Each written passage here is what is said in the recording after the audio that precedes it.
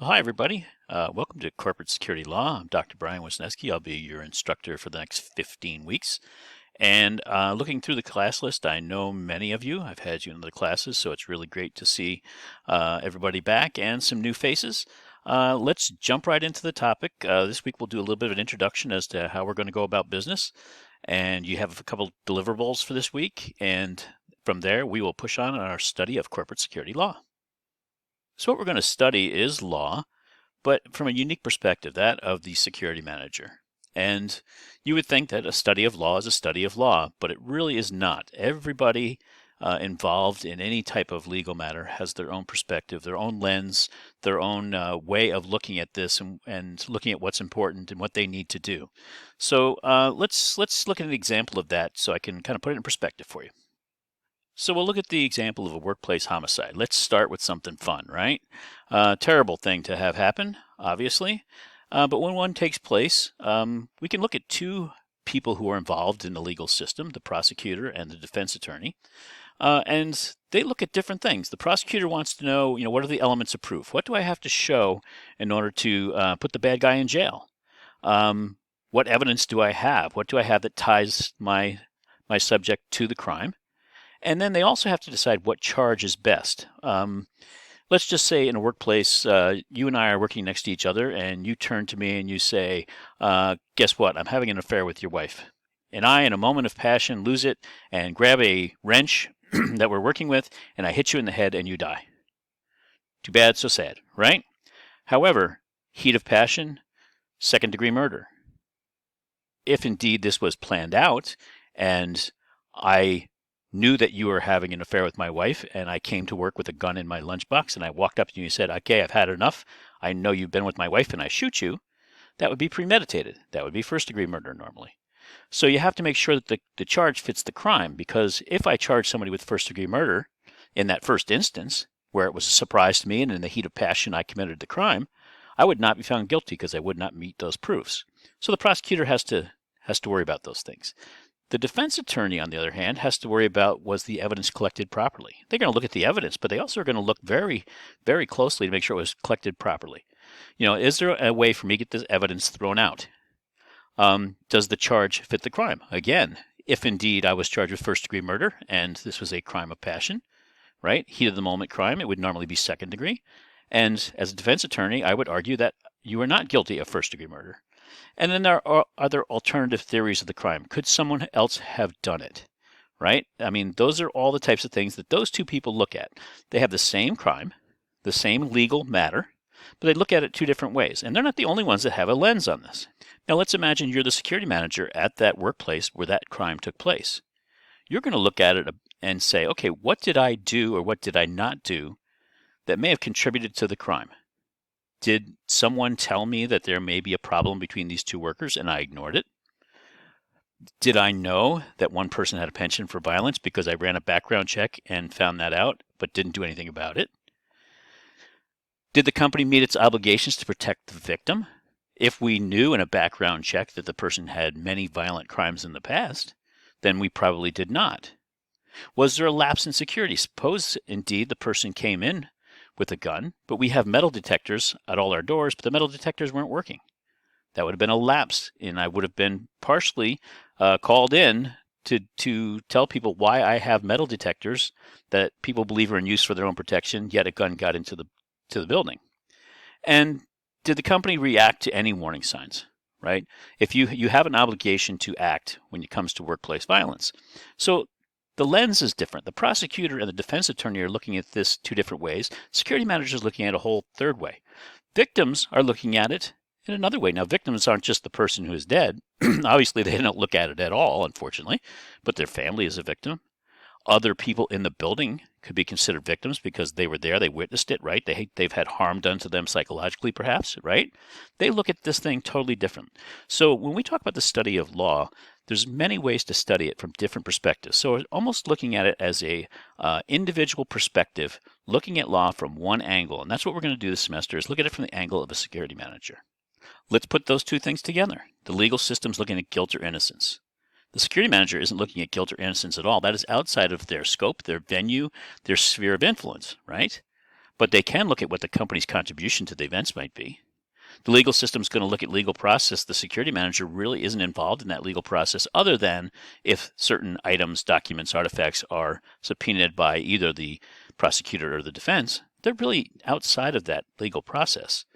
But they do have to worry about due diligence. Did they do what they said they were going to do to protect people?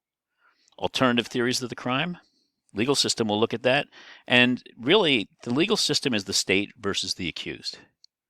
But when you look from the security manager's perspective, it's the state, the accused, and the victims versus the company. I don't mean to make this adversarial, but indeed, the security manager has to worry about all things coming back to them in some fashion. They certainly won't likely go to jail, although there have been some instances that we may talk about, but they will potentially set themselves up for civil liability if they've not done the things they need to do. So they have to worry about the angles of everybody else and put the pieces together so they know how to best protect their company. So you're going to hear some of the same terms you've heard in other legal classes. And if you go into more courses on law or even go to law school, you'll hear the same terms over and over and over again, applied in different ways. And that's really what you're going to hear in this course. Okay, it's perspective. Your concerns are different than those of the state, the accused, and the victim, even though the same terms may be used for some of those things. But you have the ability to be proactive. If we go back to our workplace violence incident, the victim probably could not have done anything to prevent the crime, right? I mean, well, they could have not slept with the other person's wife, right? I guess. But they wouldn't have necessarily expected to die for making that comment, right? The person who brought the gun in or grabbed the wrench, whatever it has to be, if it was in the moment of passion, they couldn't have done anything. But if there were any warning signs, the security manager could have been proactive.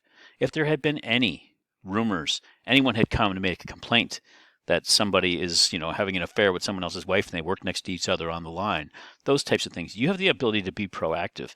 And unlike many others in this legal system, right? This entire legal system, the victim, the accused, the prosecutor, you have the ability to be proactive probably more than any others when it comes to especially workplace crimes. So that's the perspective we're going to look at. So we're using a text this semester, and the text is from 2006, which seems quite old, especially for a law text, but it is probably the most widely used and best text for this particular subject. I've used it before. I've used it in graduate study. I think it just works best because it lays out actual cases that apply to the security industry and explanations of why those cases went one way or the other and what your responsibilities are. Dr. Pastor, who wrote the book, is available to you. I've already spoken with him, and he said if you students have any questions on the text itself, to let me know. I will give him a call, and then he'll get in touch with you so you can talk it through, which is really cool. I've never met him in person. Actually, we have plenty of mutual friends and met him online that way, actually. But he definitely said he's willing to clear up any misconceptions on the text, which is great. Cases do change. Every day new case law is made. Case law is law that comes from judges making a decision, making an opinion, writing that opinion, and then that becomes the law, at least for the level that their court is. And we'll go over that during the semester, right? Cases do change. The ones in the book have pretty good sticking power because they're pretty much, I would say, we'll call them landmark cases because they don't have such a wide area of, a landmark case like a Roe v. Wade or Brown versus Board of Education, those big cases that we all have heard of. However, these really have set standards in our industry and they seem to have sticking power. However, if we discuss a case and the case outcome is discussed and you find a newer case from a higher court or equal court with a different outcome. In other words, you find precedent to say, no, I'm sorry, but that old case we're talking about is indeed an old case. There's a new finding, a new opinion came down that negated the old one, and you bring it to our attention. You may skip the final paper, and I will give you full credit for it. And you can do that anytime during the semester. So, I look forward to that. I am not someone who digs into every single new law that comes out. I try to stay abreast of them, the important ones, but there may be one or two out there that we talk about this semester that you say, hey, you know what? I found something that contradicts that from a higher court, and let's have that discussion. And if indeed you find precedent, you can skip the final paper for full credit. So how and what are we going to study? Well, we're going to talk about legal concepts and how to read cases. I had a conversation with Dr. Lubinsky. She does that in other courses. I know other instructors do it in other law courses. Guess what? We need to do it again, because if we're not on solid footing with the common concepts and common terms, then you get lost. If you don't think a refresher is necessary, well, I disagree. I think it is. Most of you are juniors and seniors, and many of you took ethics in the workplace and other legal courses in your 100 and 200 level courses. So we're going to do a little bit of a review the first week. We're going to talk about the sources of law. Not all law comes from legislative action. There is administrative law. Certain organizations, government organizations, are empowered to write certain types of law. Not criminal law necessarily, but they can write law. There's case law, as we discussed, right? So the sources of law. We're going to talk about investigations law, and we'll primarily talk about investigations law around fraud, because I know there are a number of fraud majors in the course. We're going to talk about premises liability. What, as a security manager, must you look at to ensure that you will not set up a wrongful death, a wrongful imprisonment, I've seen that before, and any other premises liability that has to do with security, normally security equipment. Normally that has to do with locking people in, locking them out. So we'll discuss those. We'll talk about privacy laws, which are hugely important to the security manager because you collect data on people, investigative files, access control records, all kinds of history and background information on people that you may have access to and you may have custody of. You have to know how to protect that. That is all in line with privacy laws, so you need to understand those. Administrative laws we're going to talk about from the form of compliance. So many industries have specific laws that have to do with security. I know in my own business, I'm in the pharmaceuticals realm, we deal with chemicals, and we have chemical laws. We also have FDA regulations, USDA regulations. We have manufacturing plants that are on oceans and rivers, so there are maritime laws. Administrative laws in general are industry specific, but we will talk about a number of them across some pretty wide industries, including the education industry, and including one that really looks at Slippery Rock University very carefully. We're going to talk about physical and personal torts. Torts are harms. We're going to talk about workplace violence laws, right? Because if you don't have a good workplace violence plan in place, then you have some legal responsibility and some liability. We're going to talk a little bit about contracts, because you will be buying things as a security manager. You'll be buying services. You'll be buying equipment. You need to understand contracts and the legal authority of security workers in general, which people tend to get wrong. Now, just about any one of these could be a full law course, and indeed is a full law course in law school. We are not going into that kind of depth. There's not a chance in the world we can, and for many of you, this will be the very last course you take in law. So I want to give you a real breadth of what laws really impact security managers in the workplace.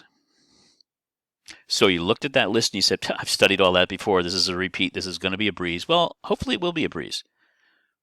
But think about context and perspective, and we're going to use our lens. Let me go over that one more time, even though I've talked about it a couple of times. I want you to think about the bartender. Somebody leaves a bar and gets a DUI, okay? That person is the accused, and they have a whole set of things they have to worry about in the legal system. The policeman, they have a whole lot of stuff they have to worry about in the legal system. Did they, perform field sobriety? Was it necessary? Did they have probable cause for a stop if required in that particular jurisdiction? And then you have the prosecutor.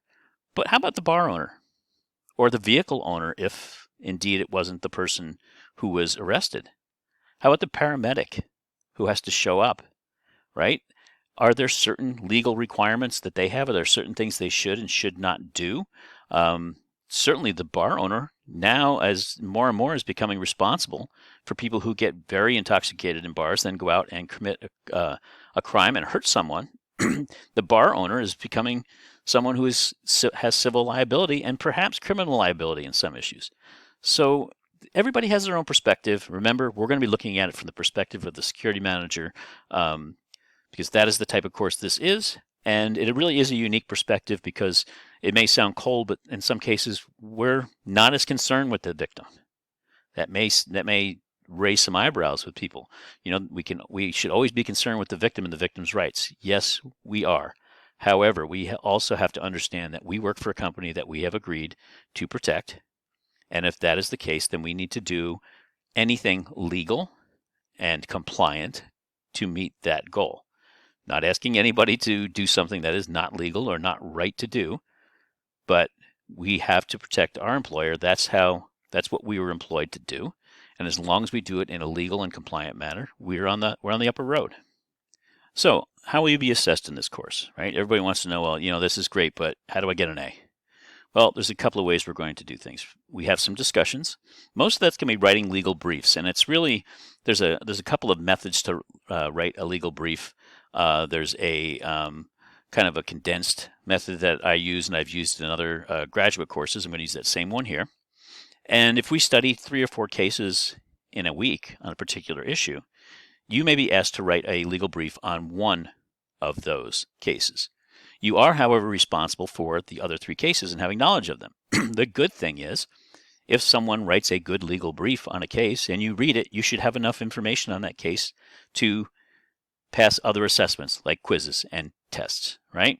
So if we study 4 cases in a week, a quarter of the class will write on one, quarter on the other, quarter on the other, quarter on the other, and you're responsible for going in to the 3 that you didn't study and write a brief on, and reading them and understanding them and acknowledging that, right? So in the past, we've had discussion modules where you have to go in and talk to each other back and forth, and we still may be doing some of that. But what I'm really looking for is an acknowledgement that you have read case briefs on the other 3 cases, because you will be responsible for that information. So we're kind of splitting the work 4 ways. There'll be quizzes. There'll be both concepts and there'll be cases. Again, just because you write on one case doesn't mean you're not going to be quizzed on another. That's the beauty of being able to read what other people have written in their course in the case briefs. Participation. There is a small component of the course for participation. That's an engagement kind of a thing, and it's going to be team input because there's a team presentation, which is the next one. At the end of the semester, there'll be a team presentation on particular application. I will give you a scenario in the workplace, and you as a team will come up with the best way to handle that using legal cases and legal concepts to back up your decisions on how you're going to act. And then the team will rate the participation of everybody on the team, who participated and who did not. It will be anonymous, but you'll be asked to rank. If you have 5 people on the team, you'll be asked to rank them 1 through 5. 5 being the most participative, 1 being the least participative. I can move those and give everybody a 5 if I want, or I can just go with the team recommendation of 5, 4, 3, 2, 1. No lower than that, but there's an engagement and participation, but I'm not going to determine that. You are. And then there's a final paper if you can't find precedent on a case we discussed during the course of the semester. During the course of the semester, we'll have at least 3 Zoom sessions, and I'll just call them talk shop. Okay, they're not graded. They are not mandatory. This is an asynchronous course. I have office hours, and that's for private discussions normally if you want to have one.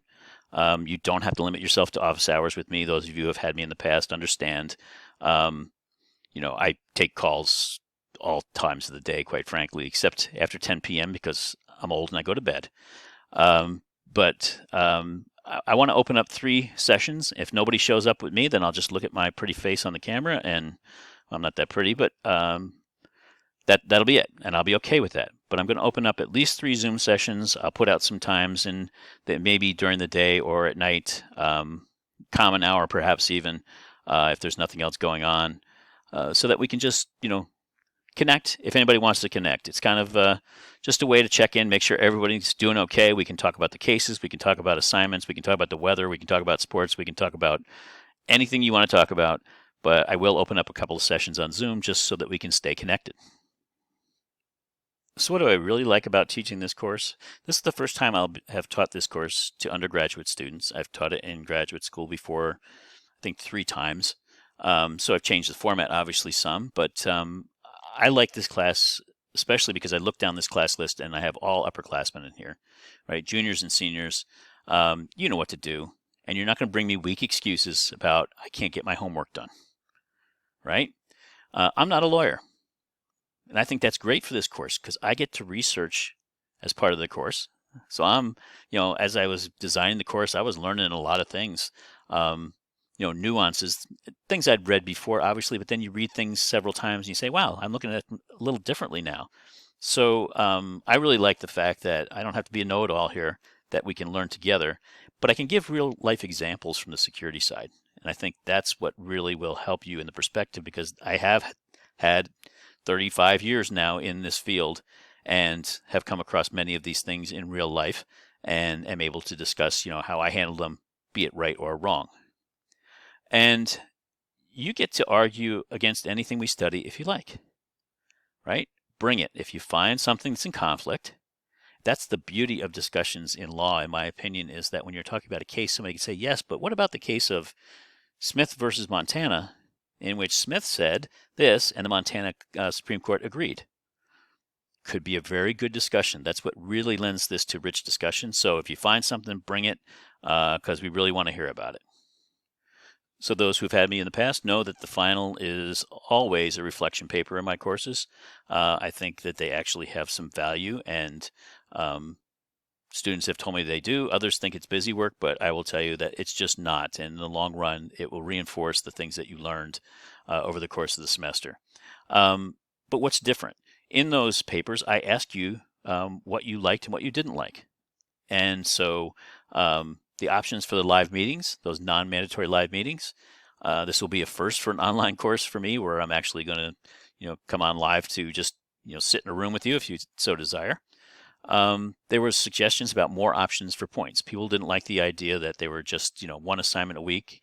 I think I still have one assignment a week for the most part, but there's more options, and you'll see that as you go through the course.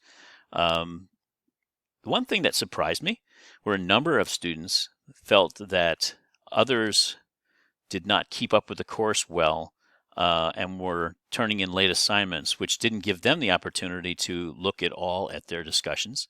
If you do a discussion and it's 2 weeks after the discussion's closed, the others don't get the opportunity to learn from it, to comment on it. Those who turned in work early were quite frustrated that some people didn't turn in work until 11:50 on a Sunday night, and there weren't a lot of opportunities for discussion. So, based on student comments, there'll be no late work without documentation, and you'll be forced to get things in early. And in your reflection paper, if you don't find precedent to get yourself out of it, I will be asking you also for those suggestions to incorporate into future classes.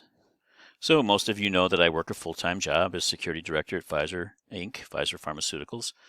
And so, I'm pretty busy. Most semesters I travel an awful lot, usually internationally. This one's going to be a little slower, but, I'm a busy person. I have office hours listed in the syllabus. I can be reached by text, and that is the most efficient way to get a hold of me, is to text me, tell me who you are and what course you're in, if you're not somebody I've worked with before, and just tell me what you need, right? I can tell you that although the university says we have 24 hours or 36 hours or something to answer student requests, my average time since I started at Slippery Rock has been 12 minutes. Now, that's 12 minutes when it's not 2 o'clock in the morning, right? I understand that as, 20, 21-year-olds, most of you work on a different schedule. It is very standard for students to want to work, between, say, 6 p.m. and midnight on coursework, even when they're not in the classroom during the day, right? That's just a standard. It's the way, I think it's a biology thing. I think when you're in the group between the ages of 18 and 24, 25, that is just your peak time of ability to concentrate. Whereas for me, it is very early in the morning, 5 a.m., 6 a.m., top of my game. By 3 in the afternoon, I need my banana and my nap. And then, in the evening, I relax a little bit and I do schoolwork. But I will be around normally when you are working. Weekends are fine. It's not a problem to text me on a weekend. You have to understand, if you text me and you need an answer on something right away, I may not be able to answer you right away. It's not always going to be 12 minutes, but I will try to answer you. I also take a walk at noon every day. During the course of the semester, I am hell-bent on losing 20 pounds. So I walk every day at noon. Takes me about 45 minutes to do around my neighborhood. And I can walk and talk and chew gum at the same time. I've been working on it, and I'm getting pretty good at it. So don't be afraid to text me, at noontime. I'll take a look at it. I may call you back. I may be huffing and puffing if I'm on the hills, but what the heck? I mean, that's a pretty good time to get me when I'm not otherwise engaged with work or at meetings. So those are the ways to contact me. Email is always the way we're going to communicate official documents, either through D2L or email. And it's got to be your SRU email. Please don't ask me to send anything to your private email or send anything from your private email to me. Doesn't work that way. We have to have an official record of communication in that regard. But you may text me to get my attention so that we can communicate.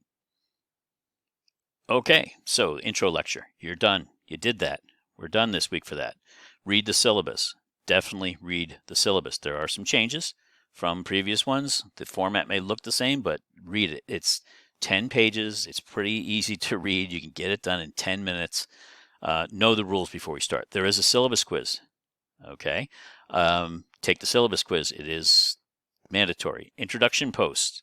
There is a discussion in the discussion board for introduction posts. It is mandatory, and there's a very set format as to what you need to put in there. Just saying, hi, my name is Billy. I look forward to working with everybody isn't going to cut it. There are very specific questions, and I want it written as an essay. You are upperclassmen now. You know how to do that. One big giant blob paragraph doesn't work. Misspelled words all over the place doesn't work. Writing like you're writing a text doesn't work. These are essays. You know the drill, guys. Okay, and read and comment on a few of your classmates, because there's a question in there. In fact, there's several questions in there about laws and how you might change them. I'd be interested to see how you look at the perspective of others, especially if it's different than yours, and how you communicate back and forth. With that, have a great week. We'll get started this week with these things. All of this is important, right? Knowing the rules of the road. The introduction posts are important for me to understand how you write, what you think, how you form arguments. And from there, we will move on to a review in week 2, and then we have a whole list of things we're going to work on between now and the end of the semester. I look forward to working with every one of you. Have a great week.